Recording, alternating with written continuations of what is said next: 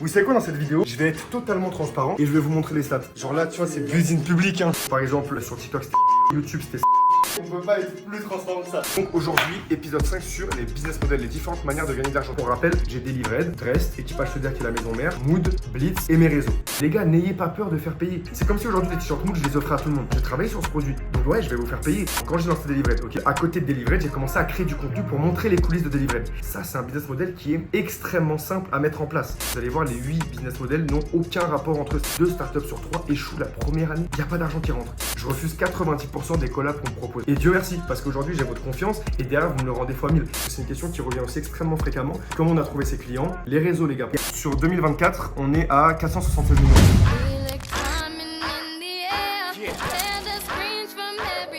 Ok, c'est parti. L'équipe, ça va ou quoi? J'espère que vous allez bien, les gars. Je suis avec Charlie juste ici. On est en direct du Kenny actuellement de la chambre. Je vais vous montrer un petit peu. Hop. La chambre ressemble littéralement à ça. Non, je vous jure, mon lit il est propre. Là, du coup, c'est les toilettes. Ouais, c'est vraiment off. Genre là, tu vois, c'est business public, hein. C'est un peu trop public, maintenant. On peut pas être plus transparent que ça. Allez, c'est parti. Et là, on se rend dans une autre chambre d'hôtel pour tourner l'épisode 5 du coup de Blitz sur les business models. J'ai trop hâte, les gars. Je suis trop refait. Suivez-moi, c'est parti. C'est dur, hein. Je fais du sport régulièrement. Ouais, c'est ensuite, c'est d'accepter. T'as un local. Là, vous pouvez voir là-bas le quartier d'affaires historique, un peu comme la Défense. En vrai, ça ressemble cruellement à la Défense. Hein. On est un peu plus éparpillé parce que la Défense est vraiment concentrée. Hop. Donc aujourd'hui, épisode 5 sur les business models, les différentes manières de gagner de l'argent. Ce qui est d'ailleurs une des vidéos les plus importantes, l'un des modules les plus importants qui va être amené à être complété au fur et à mesure parce que à partir du moment où vous lancez un projet, les gars, la première question à vous poser, c'est comment vous allez gagner de l'argent avec ce projet. Et donc aujourd'hui, on va aborder ces différentes manières. Je dis pas que vous allez gagner de l'argent dès le début, mais il faut déjà anticiper et penser à quel sera votre modèle économique. Bref, on s'assoit et on commence parce que là, j'ai commencé debout, je suis trop impatient. On met juste l'autre oreiller droit. Vous savez quoi, dans cette vidéo, je vais être totalement transparent et je vais vous montrer les stats. Allons-y. Du coup, les gars, le principe, c'est le suivant. Une fois que vous avez trouvé votre idée, que vous l'avez transformée en projet, que vous avez vraiment une identité de marque, etc., que vous avez suivi tous les modules d'avant, la question qu'il va falloir se poser, c'est comment je gagne de l'argent avec. Et en fait, cette partie-là, elle est centrale. Pourquoi? Parce qu'encore une fois, à partir du moment où vous gérez une entreprise, le but d'une entreprise, c'est de générer de l'argent. Ensuite, pouvoir payer des salariés pour ensuite pouvoir faire tourner la boîte. Il faut savoir que cette partie-là du business model sur le fait de savoir comment on génère de l'argent s'applique autant à une association qu'à une entreprise. Pourquoi? Parce qu'une association va avoir des dépenses, elle va avoir des frais. Et donc derrière, il faut qu'elle se demande comment elle gagne de l'argent. Finalement, en gros, tout ce que je vais vous dire là, ça rejoint la maxime qui dit que l'argent, c'est le nerf de la guerre. En fait, dans le monde entrepreneurial, c'est réel. Aujourd'hui, on va principalement aborder 8 modèles économiques différents. Et donc, c'est 8 manières différentes de monétiser son projet. Vous allez voir, les 8 business models n'ont aucun rapport entre eux. Avant toute chose, le business model, les gars, c'est pas seulement des chiffres, ok? Dans le module, vous allez voir, vous avez un modèle de business model que vous pouvez remplir, etc. Donc ça, c'est très important. Mais le business model, c'est avant tout une histoire, ok? Pour convaincre l'investisseur d'aller investir sur votre projet, comme vous allez faire par exemple avec Blitz, bien évidemment qu'il faut présenter un tableau Excel avec des chiffres, etc., des projections. Mais les projections étant des projections par définition, si vous racontez une belle histoire derrière, si vous enrobez tout ça et que vous avez un modèle économique qui est vivant, derrière ça fera toute la différence par rapport à un business model qui est ultra carré et qui ne se repose uniquement sur ok, telle année on sait que le marché il est comme ça, il y a eu un regain donc on sait qu'on peut espérer vendre tant de produits. Avant tout, il faut que vous puissiez dire bah voilà, le truc c'est qu'on est parti de ce constat là. Derrière on sait que les gens ils ne veulent pas mettre tant et que nous nos solutions elles permettent de faire ça. Et là vous voyez c'est une boucle, c'est une histoire et c'est beaucoup plus rassurant pour l'investisseur. Première chose, pourquoi la monétisation est aussi importante? Encore une fois je le dis dans le module mais c'est une question qui peut paraître bête mais qui aujourd'hui a tout à fait sa place parce que dans le monde des startups on voit que 2 startups sur 3 échouent la première année. C'est-à-dire qu'elles ne génèrent jamais de fonds. Donc il y a des centaines de milliers d'euros qui sont investis mais derrière le business model n'étant pas stable, il n'y a pas d'argent qui rentre. Et donc au bout de la première année la startup fait faillite. Donc cette question est super importante parce qu'encore une fois vous devez faire rentrer de l'argent pour que votre projet soit viable. Et donc business model. Mon exemple à moi qui est extrêmement parlant. Quand j'ai lancé Delivered, ok, Delivered tournait au départ. La première année c'était principalement des appels à projets, donc on allait toquer aux portes de grosses entreprises, on récupérait des fonds et on tournait comme ça. Mais très vite je me suis rendu compte qu'en fait Delivered c'est cool, mais c'est du bénévolat. C'est-à-dire que si j'ai envie de continuer à pouvoir bosser sur Delivered, il faut que moi-même de mon côté je mange et que je puisse faire rentrer de l'argent. Et donc c'est là que le principe du business model il est important. Et moi mon business model il a été extrêmement simple. C'est que comme je l'explique dans le module, à côté de Delivered, j'ai commencé à créer du contenu pour montrer les coulisses de Delivered. Et avec ce contenu-là, je l'ai monétisé et derrière, j'en tirais un salaire qui me permettait de travailler bénévolement sur Delivered, mais de faire rentrer de l'argent à côté grâce aux plateformes. Ça, c'est un business model qui est extrêmement simple à mettre en place. C'est le principe du business public. C'est-à-dire que vous allez commencer, vous allez lancer votre projet, vous allez faire des vidéos et avec l'argent généré par les vidéos, vous allez pouvoir commencer à générer vos premiers revenus. avant même que la boîte soit rentable. Et donc ce que je vous mettais sur le module, c'est les chiffres de ce que j'ai pu générer sur les premières années. Donc par exemple sur TikTok c'était 21 000 euros. Après ça c'était pas vraiment au tout début. J'ai mis à peu près 1 an à arriver à ces stats là. Donc sur le démarrage ça tournait plus à des 300-400 euros. C'était vraiment ça, parfois un peu moins, parfois un peu plus. Mais c'était on va dire ridicule, ça me permettait pas d'en vivre. Mais vu que je vivais chez mes parents, c'était largement suffisant. Puis avec le temps vous voyez, en fait je fais des contenus régulièrement qui génèrent des vues et aujourd'hui je pourrais limite vivre uniquement des plateformes. Le business model que j'avais mis en place au départ juste pour tenir, aujourd'hui il est totalement rentable. Et encore une fois, si on parle en termes d'investissement, si vous allez acheter une caméra, vous pouvez filmer avec vos téléphones. Actuellement, je filme à l'iPhone et ensuite vous le partagez. Le coût de départ, l'investissement que vous avez à faire au départ, il est quasi nul. Et c'est ça qui est incroyable. C'est que tant que vous avez des idées, que vous faites les choses bien, après, bien évidemment qu'il faut avoir un minimum de qualité. Aujourd'hui, les standards, ils sont super élevés. Mais ce que je veux dire, c'est que si vraiment vous avez la détermination et la foi, pareil, mes réels aujourd'hui, ils sont tournés à 90% à l'iPhone. Et pourtant, voilà, avec le storytelling, etc., ça fonctionne. N'ayez pas peur de faire payer, c'est la deuxième chose, rapidement. L'idée, c'est quoi? C'est que quand vous lancez votre produit, en fait, vous allez souvent avoir ce truc de ah mais je lance un produit mais moi je suis amateur donc si je lance des prestataires de service par exemple si je propose aux gens de venir filmer, si je leur vends un machin, en fait vu que je viens de commencer c'est bizarre un peu de demander à payer. Ça peut être vrai au départ, je dis pas. Vous pouvez proposer vos services au départ gratuitement pour avoir des exemples de clients pour qui vous avez bossé. Et les gars, n'ayez pas peur de faire payer parce que c'est en faisant payer la personne que votre projet va commencer à marcher. C'est comme si aujourd'hui les t-shirts Mood je les offrais à tout le monde. En gros je me dis ok j'ai lancé une marque et j'ai plein de potes à moi, ils viennent me voir, ouais on vend un t-shirt Mood etc. Je vais leur dire écoutez les gars, moi j'ai travaillé sur ce produit donc ouais je vais vous faire payer et si vous n'êtes pas content tant pis tu vois, vous pouvez vous passer de ce produit là. Mais vraiment, je pense que c'est important d'avoir cette relation de si quelqu'un veut vraiment vous soutenir et veut vraiment bénéficier de votre travail, il faut se dire ok, pour ce travail tu vas payer. Et même vous, ça va vous motiver 10 fois plus à faire les choses bien. Parce que si vous le faites gratuitement, vous dites ouais mais en fait là je perds du temps à faire quelque chose et au final je gagne même pas d'argent. Donc vous allez un peu bâcler le travail. Si vous êtes payé pour ça, même si c'est une somme 10 fois inférieure au prix du marché ou à ce que vous considérez valoir, c'est pas grave. Au moins vous aurez quand même ce sentiment d'être payé pour un travail et donc vous allez le faire à fond. Et donc vos productions seront meilleures et donc vous allez pouvoir trouver d'autres clients et c'est un cercle vertueux. Donc voilà, vraiment, n'ayez pas peur de faire payer les gars. Tous les projets ne sont pas monétisables, mais tous nécessiteront d'argent. Donc si vous commencez à faire un peu les trucs gratuits à droite à gauche, vous n'allez pas faire rentrer de l'argent et votre projet, vous allez devoir le stopper. Maintenant, les différents types de business model. Là, je vais m'écarter un petit peu du module, justement, c'est la plus-value. T'as parlé de TikTok. T'as pas donné les autres chiffres, ça fait exprès ou pas? Ils sont sur tous les modules? Non, ils sont tous donnés, mais je peux les donner, ouais. C'est ça, c'est pour toi, c'est juste. Ouais, t'as raison, je vais l'insérer. Je disais, ouais, donc TikTok 21 000 euros, YouTube c'était 16 000 euros. YouTube, du coup, j'ai un peu mis en pause, ça c'était à l'époque. Et Twitch, j'arrivais à faire entre 200 et 300 euros par mois sur le démarrage, sachant que Twitch aussi, là j'ai mis de côté. Mais en vrai, mes principaux revenus aujourd'hui, et j'ai pas mis les placements de produits de Insta. Insta en placement de produits, je tourne entre 10 et 15 000 euros par an. Donc j'en fais pas beaucoup, encore une fois. Je refuse 90% des collabs qu'on me propose. Et c'est un choix parce qu'encore une fois, je pourrais me dire, ok, mon business model, ça va être de faire de la publicité pour gagner de l'argent, vous vendre des machins. Mais c'est pas le business model que j'ai choisi. Et Dieu merci, parce qu'aujourd'hui, j'ai votre confiance. Et donc, j'ai même pas besoin de faire ça avec des marques et de vous vendre de la merde parce que c'est pas ce que j'ai envie de faire, c'est pas dans mes convictions, mes valeurs. Et derrière, vous me le rendez fois 1000. Donc encore une fois, tout est une question de business model. Donc, comme je disais, là, on va s'écarter un petit peu de ce que je mettais dans les modules. Après, je vais revenir dessus. Mais j'aimerais vous expliquer, moi, mon business model, parce que ça, je l'ai pas mis ici, sur comment aujourd'hui j'arrive à vivre. Ok, le business model de Delivered, il est extrêmement simple. Aujourd'hui, c'est un business model hybride et on a deux manières de faire rentrer de l'argent avec l'association. Là, je sépare bien. Pour rappel, j'ai Delivered, Drest, Équipage Solidaire qui est la maison mère, Mood, Blitz et mes réseaux, ok? Mood, Blitz, les réseaux, c'est des entreprises, ça m'appartient et c'est avec ça que je gagne de l'argent. Delivered, Drest, Équipage, ça c'est autre chose. C'est vraiment, c'est les associations, etc. Et donc sur les deux, j'ai des business models différents. Donc sur l'association, si on reprend Delivered, Équipage Solidaire, Drest, le business model, il est extrêmement simple. Il y a une partie des fonds qui vont rentrer grâce à nos partenaires. C'est-à-dire que chaque année, on a des partenaires qui nous font des dons. Ça va entre 300 000 et 1 million. En soi, c'est pas le chiffre qui compte parce que ça varie énormément d'une année à l'autre. En général, la moyenne, c'est 500 000 euros par an. C'est-à-dire que Carrefour, en début d'année, ils vont nous donner 250 000 euros. Nexity vont nous donner 100 000 euros. AXA, ils vont nous donner 56 000 euros. Hop, et lui a approuvé. Il faut lui approuver. Pour l'instant, il n'y a rien d'officialisé. Etc, etc.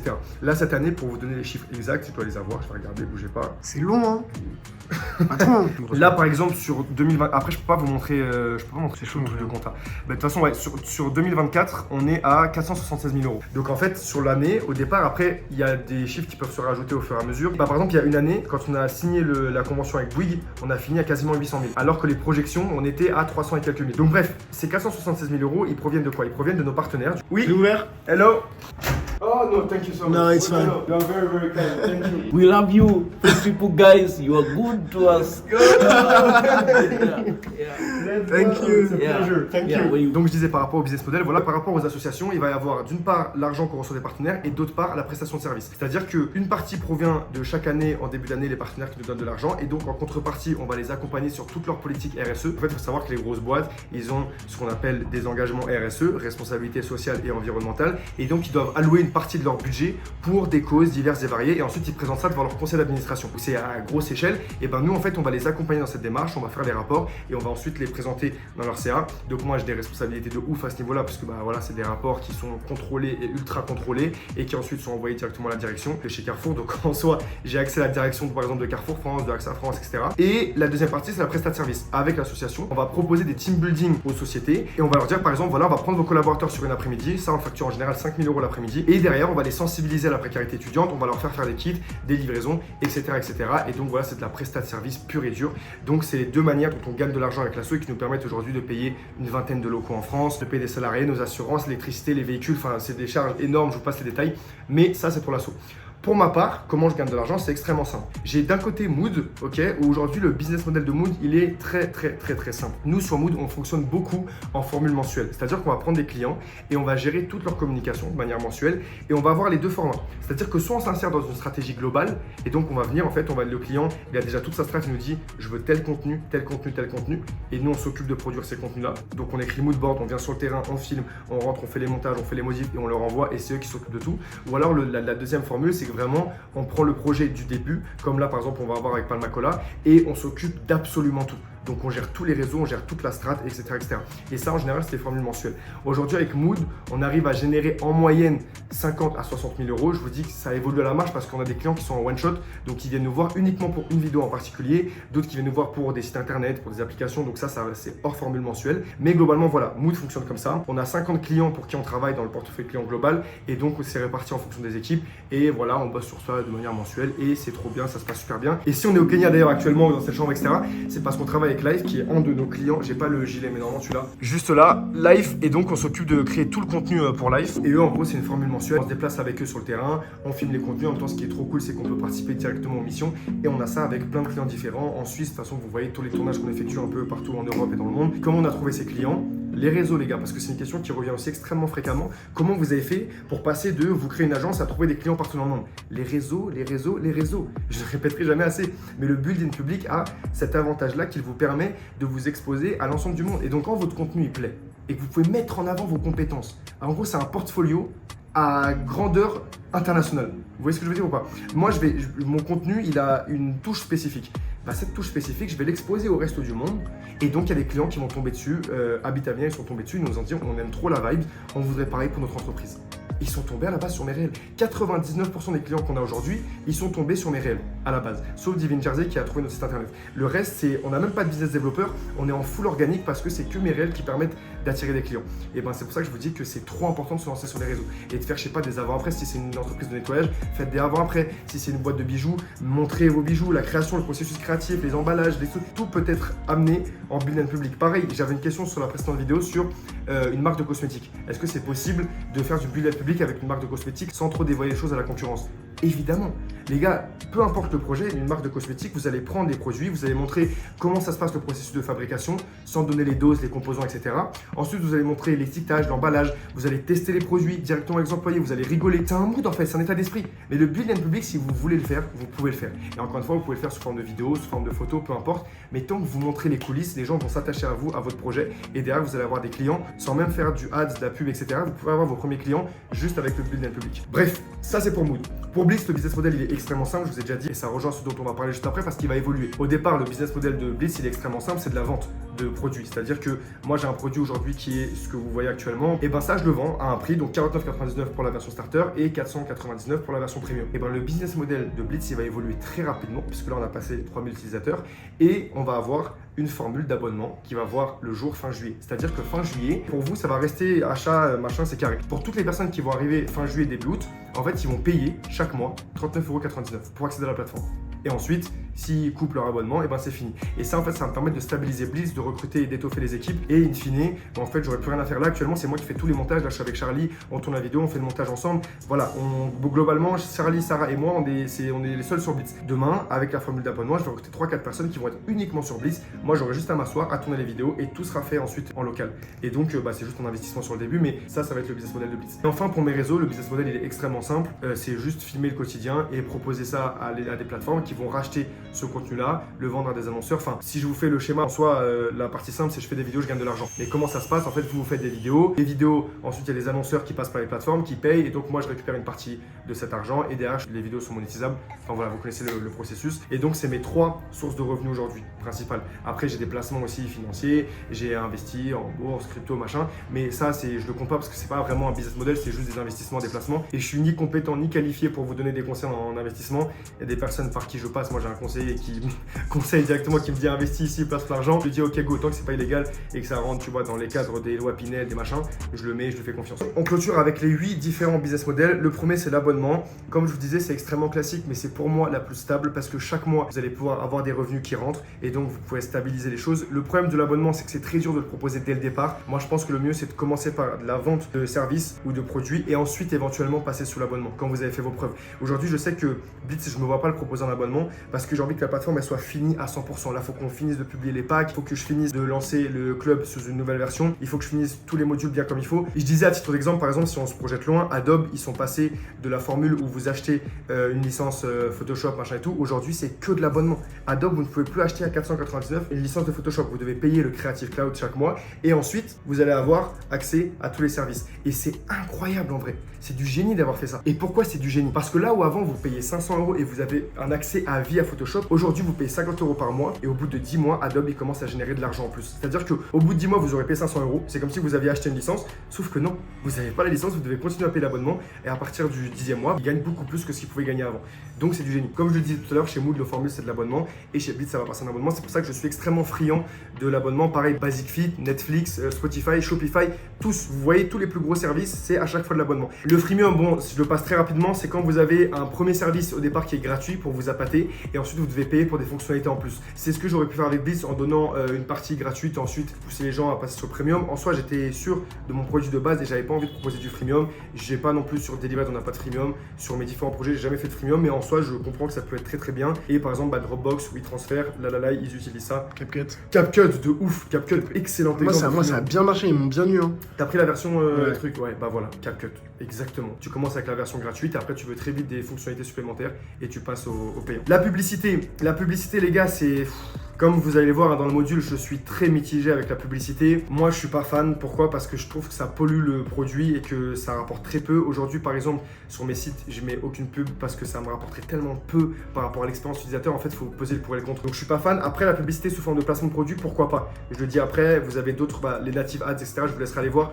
Mais tout dépend en fait de comment vous l'amenez. Si je suis totalement transparent, par exemple, le dernier placement de produit que j'ai fait avec WeMove, là, il y a une semaine, j'ai pris un peu moins de 2900 € net. Et sur les 2900 €, vous avez 2500 € qui ont été versés par le partenaire et à peu près 300-400 € que j'ai pris avec Instagram et TikTok. Et en soi, quand vous faites le comparatif, bien évidemment que c'est beaucoup plus rentable de passer par un partenaire. C'est juste que ça dépend comment vous l'amenez. Si aujourd'hui je vous fais une pub pour une marque de boisson gazeuse, ça n'a aucun rapport. Si par exemple aujourd'hui, et c'est le cas, on a été approché par exemple par Total, ok, pour faire de la pub, pour travailler, je vous passe les détails, mais en gros dans le cadre de Delivery, ils voulaient pouvoir utiliser notre image, etc.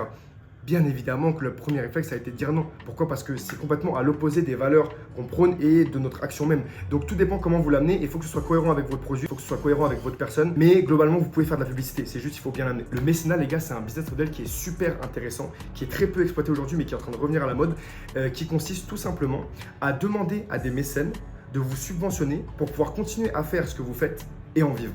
Ok, je vais prendre un exemple tout bête qui me concerne. Dans le cadre de Delivery et de Rest, l'idée c'est qu'en fait nous aujourd'hui on propose un service, ok, on vient en aide à des personnes, mais on ne gagne pas d'argent avec ça. Et donc pour pouvoir continuer à faire notre action, en tout cas sur les débuts, avant de faire de la prestation de service, etc., on avait besoin de fonds. On est parti toquer aux portes de grandes entreprises pour leur dire si vous voulez nous permettre de continuer à faire nos actions, il va nous falloir des fonds. Et ces grandes entreprises, elles vont vous donner des fonds, elles vont le défiscaliser, elles vont le mettre en avant de partout où on aide des livraides, où on aide tel peintre ou tel machin. Et vous allez pouvoir continuer à faire votre action, gagner de l'argent, donc réinjecter les fonds dans votre projet ou alors pour vous payer. Moi, c'était pas le cas, j'ai fait le choix de ne pas me payer, mais demain, vous pouvez tout à fait vous embaucher. Et donc, certains diront que vous allez vivre au crochet de grands groupes. Pour moi, c'est pas ça, c'est que vous allez pouvoir continuer votre action le temps de trouver un équilibre. Et derrière, c'est incroyable. Et vous pouvez le faire aussi bien avec des grandes entreprises que des plateformes de financement participatif. Il y a Ulule, Litchi, GoFundMe, c'est plein de plateformes aujourd'hui. C'est du financement participatif. Et donc, vous allez dire, voilà, j'ai tel projet, j'ai besoin de fonds pour le monter parce que j'ai des factures à payer. Si vous croyez au projet, si vous aimez bien, et financez-moi. Et c'est ça le mécénat. Et ça marche super bien. Et à la base, le mécénat a commencé au Moyen-Âge. Quand les troubadours, etc., il fallait qu'ils se nourrissent. Ils faisaient l'animation pour les rois. Ils étaient nourris, blanchis, logés. Et en échange, ils faisaient soit des peintures artistiques, ils allaient peindre la cour, soit ils allaient faire rire la galerie. Mais derrière, ils n'avaient rien à payer. Et donc, ils pouvaient vivre entre guillemets de leur art. Et aujourd'hui, le mécénat, c'est ça, mais de manière moderne. Après, les gars, le modèle SaaS, la marketplace, le peer-to-peer, je vous laisserai aller voir. C'est des business models, juste on n'en a pas forcément conscience. Mais par exemple, peer-to-peer, ça va être Blablacar, Vinted. En fonction du nombre de transactions qu'il va y avoir sur une plateforme, vous allez vous rémunérer sur chaque transaction faite entre vos utilisateurs. Blablacar, c'est deux personnes qui se mettent en lien à travers l'application Blablacar. Et derrière, vous prenez une commission sur la somme qu'ils vont se payer entre eux. Et c'est un modèle qui marche super bien. Les produits à services associés, c'est Xiaomi, Apple, etc. Apple, pour vous dire, les gars, aujourd'hui, il y a tout le monde qui a un téléphone sur le marché, ok?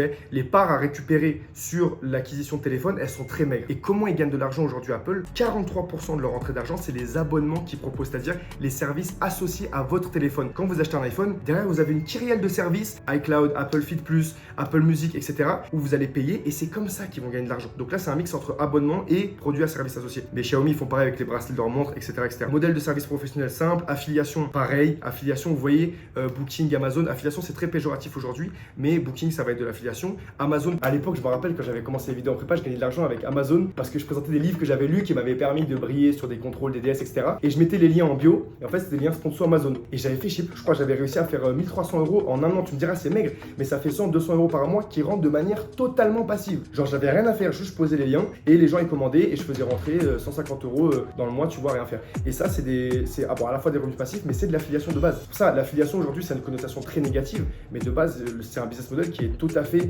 classique, tu vois, et qui n'est pas forcément négatif en soi. C'est juste que ça dépend du service dont vous faites la promotion. Mais si par exemple, moi dans mon cas, je fais la promotion de livres et que les gens en achetant le livre, je gagne de l'argent à la Fnac ou autre, je trouve pas ça dérangeant. Les gars, je vais devoir vous laisser là parce que là en fait le partenaire il nous attend en bas. Vu que de toute façon l'objectif c'est vraiment de vous faire vivre le truc à 100%, je peux tout à fait sortir cette vidéo et en refaire une autre encore. Vous savez quoi? Dites-moi parmi tous les business models qu'il y a dans le module, dites-moi ceux que vous voulez que j'aborde en détail. C'est parfait, ça va être encore mieux. Vous me dites celui qui vous intéresse parce que par exemple modèle SaaS, marketplace, peer-to-peer, etc. Je les ai pas abordés en long, en large et en travers. Je compte le faire. Mais si du coup vous avez des business models que vous voulez que j'aborde, allez-y, dites-moi tout et on les aborde ensemble. Et c'est carré. Gros bisous l'équipe, on s'attrape. Je lis tous vos commentaires encore une fois. Si vous avez des questions, n'hésitez surtout pas. Ouais, c'est bon, on descend à l'instant. Ok, vas-y. C'est carré, à tout de suite, magnifique. N'hésitez pas à mettre un petit commentaire si vous voulez même que je vous fasse visiter l'hôtel ou quoi, ça n'a aucun rapport avec Blitz en soi, mais je peux le faire en début de vidéo. Ce qui est incroyable, c'est vraiment de pouvoir bosser, d'être payé. Donc tout le voyage est pris en charge à 100% par les clients.